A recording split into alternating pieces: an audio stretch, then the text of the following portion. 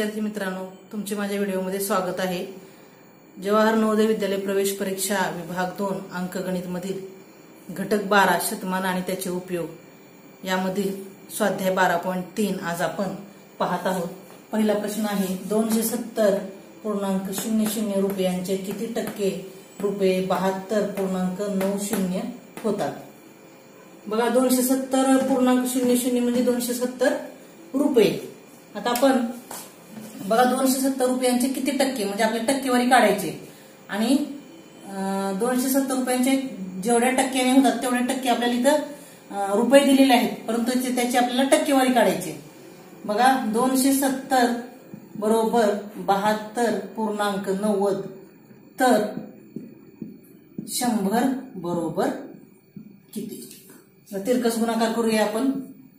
बघा 100 गुणुले 72.90 भागिले 270। आता बघा ह्या 100 मधला एक शून्य गेला आणि ह्या 270 मधला एक शून्य गेला। आता आपण ह्यांचा गुणाकार करून घेऊया। 10 गुणुले 72.90।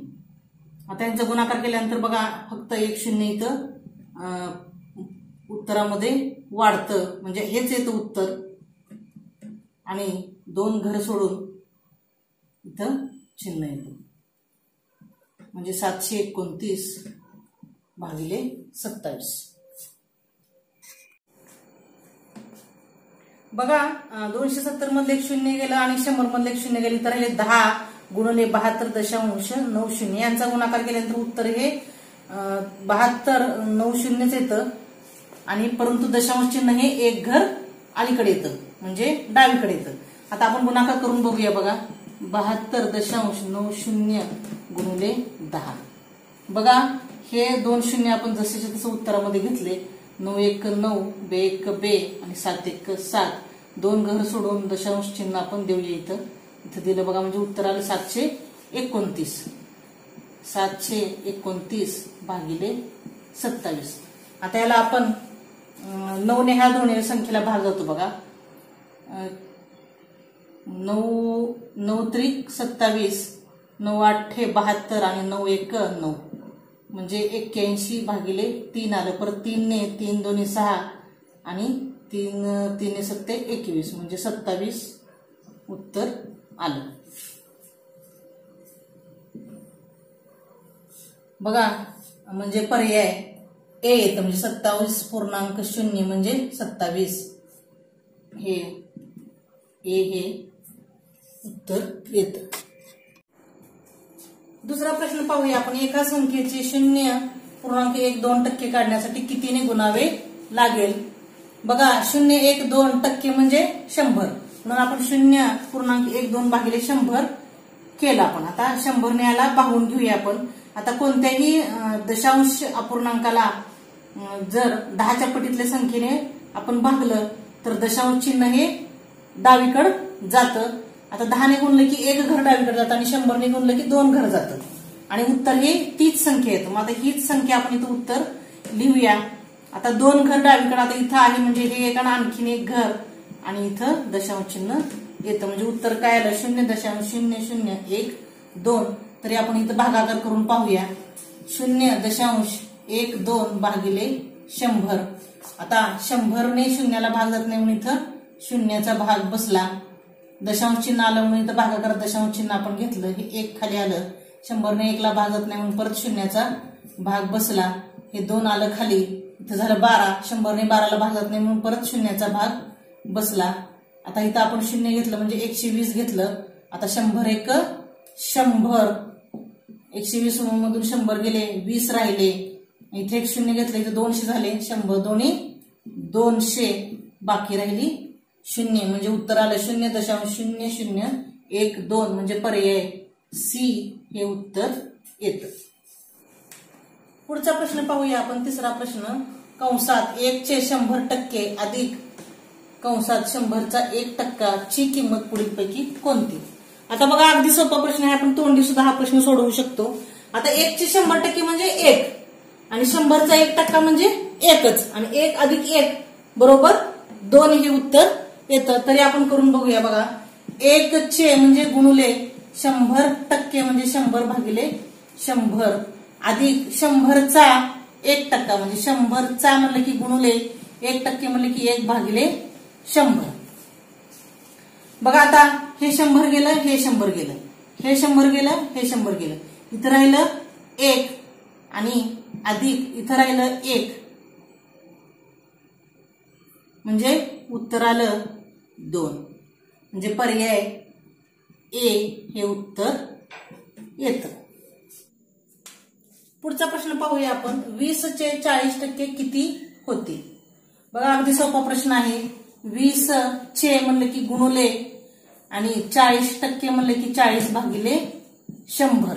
बघा आता ह्या 100 मधला 1 शून्य गेला, 40 मधला 1 शून्य गेला, ह्या 100 मधला 1 शून्य गेला, 20 मधला 1 शून्य गेला, म्हणजे 2 गुणुले 4 भागिले 1 म्हणजे 8 हे उत्तर आलं. 8% म्हणजे पर्याय ए हे उत्तर येतं.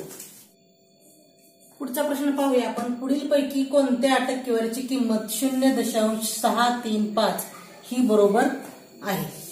बघा, आपल्याला इथं पर्याय पडताळून पाहावे लागतील. आता पहिला पर्याय बघूया आपण. 6.35% टक्के म्हणजे 100 म्हणून 6.35 भागिले 100 आपण करूया. पहिला ए पर्याय आपण पाहत आहोत. बघा, आता आपण कोणत्याही दशांश अपूर्णांकाला 100 ने भागलं तर दशांश चिन्ह हे 2 घर डावीकडे जातं, 2 स्थळ डावीकडे जातं. म्हणजे बघा, 6, 3, 5 लिहून काढूया आपण आणि इथं दशांश चिन्ह आहे 1 आणि 2 घर हे डावीकडे गेलं तर उत्तर हे येतं. म्हणजे 0.0635 म्हणजे हे उत्तर बरोबर नाही. आपल्याला उत्तर हे पाहिजे 0.635. आता पर्याय बी बघूया आपण. बघा, 63.5% म्हणजे 100 भागिले 100.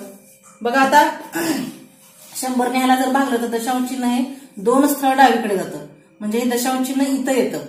म्हणून आपण बघा 0.635 म्हणजे हे दशांश चिन्ह 1, 2 घर सोडून इथं आलं म्हणजे उत्तर काय येतं 0.635 म्हणजे हे उत्तर बरोबर आहे. म्हणजे पर्याय बी हे उत्तर येतं.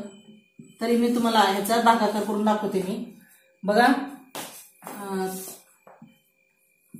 63.5 भागिले 100. आता 100 6ला भाग जात नाही म्हणून शून्याचा भाग बसला, खाली आलं 6. आता इथं 3 आलं खाली. 63ला पण परत भाग बसत नाही, 100चा भाग 100 ने भाग जात नाही म्हणून शून्याचा भाग बसला. आणि आता इथं दशांश चिन्ह आहे म्हणून आपण इथं भागाकारात पण दशांश चिन्ह दिलेलं आहे. आता हे 5 खाली घेऊया आपण. 100 600 635 मधून 600 गेले, 35 राहिले. बघा, आता 35ला भाग जात नाही म्हणून आपण 0 घेतलं. 100 त्रिक 300 350 मधून 300 गेले, 50 राहिले.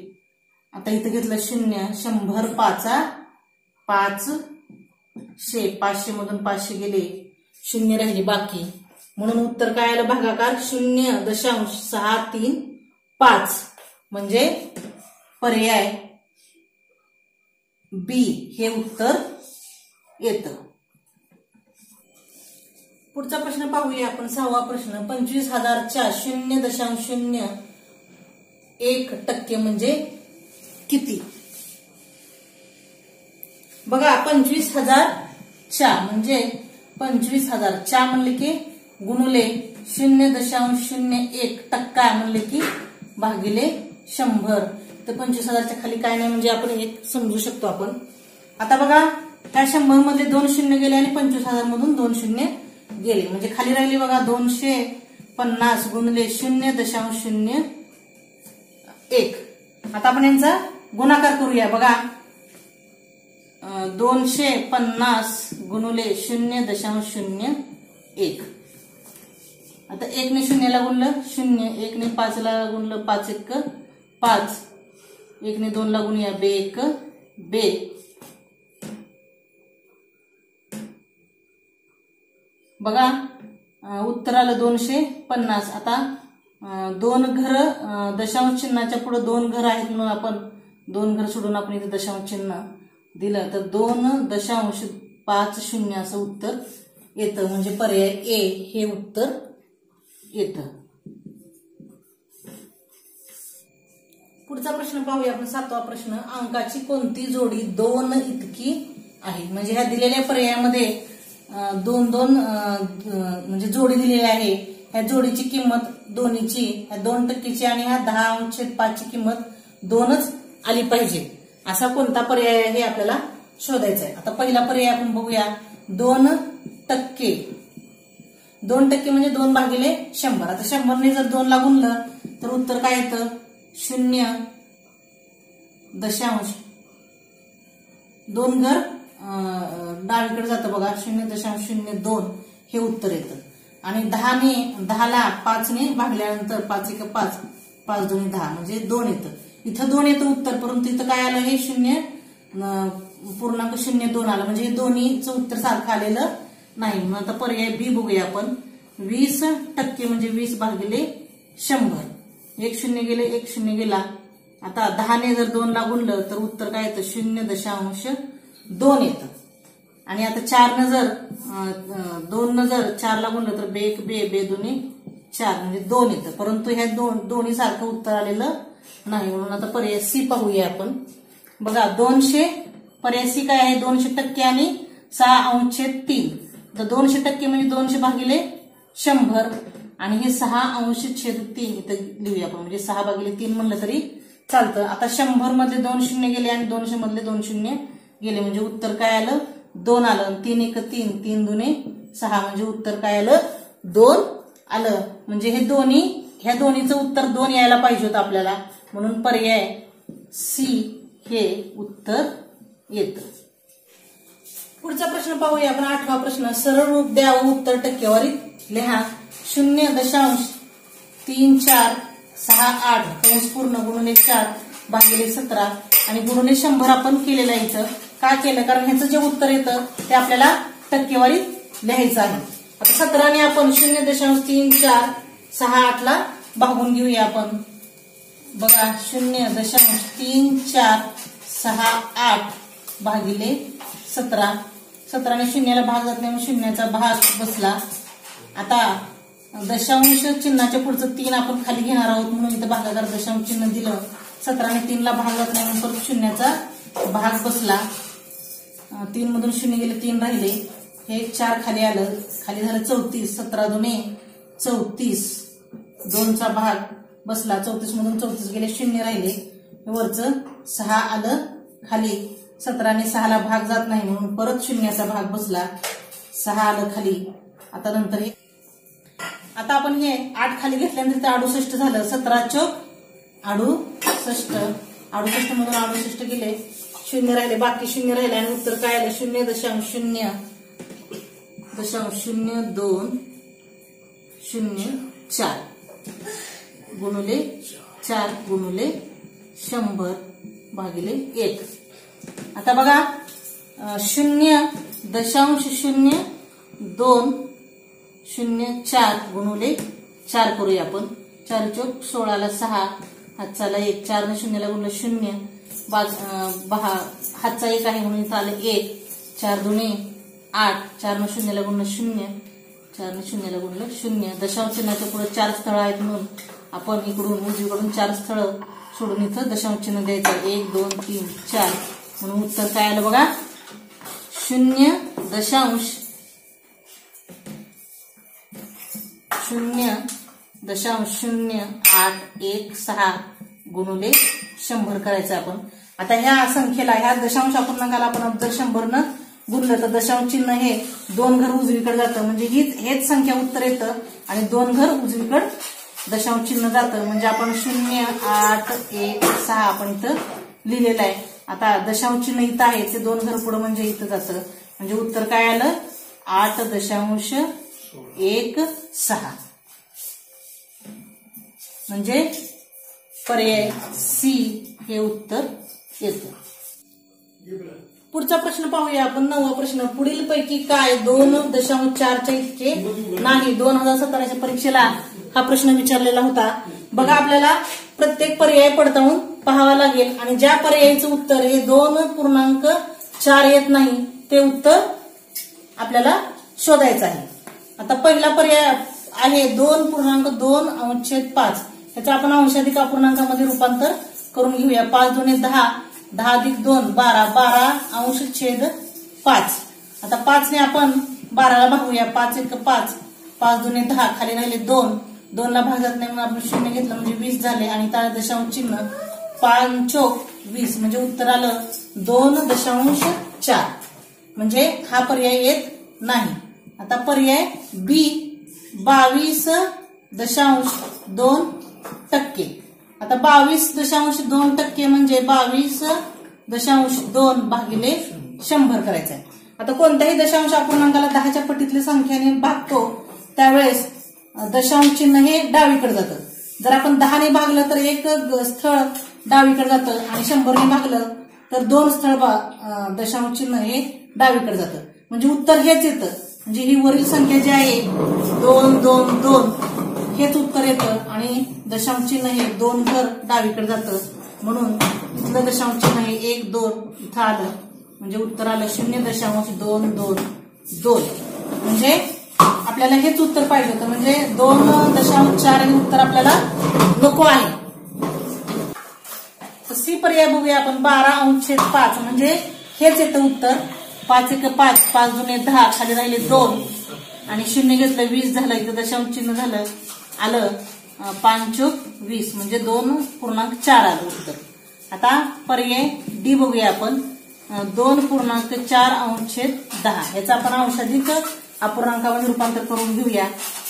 10 दुणे 20 आणि 2 24 भागिले 10, 10 1 10, 10 दुणे 20, खाली राहिले 4, इथे 0 घेतल्यानंतर 40 झालं आणि इथं दशांश चिन्ह आलं 10 चोक 40 म्हणजे उत्तर आलं 2.4. म्हणजे बघा ए सी आणि डी चं उत्तर काय आलेलं आहे 2.4 आलेलं आहे आणि बी चं उत्तर काय आलं आहे 2.222. म्हणजे पर्याय बी हे उत्तर येतं. अशा प्रकारे स्वाध्याय 12.3 इथे संपलेला आहे. तुम्हाला माझा व्हिडिओ आवडल्यास लाईक करा, शेअर करा आणि ज्यांनी माझं चॅनल सबस्क्राईब केलं नाही त्यांनी जरूर सबस्क्राईब करा म्हणजे पुढील व्हिडिओची नोटिफिकेशन तुम्हाला आपोआप मिळेल. पुन्हा भेटूया पुढच्या व्हिडिओसह. धन्यवाद.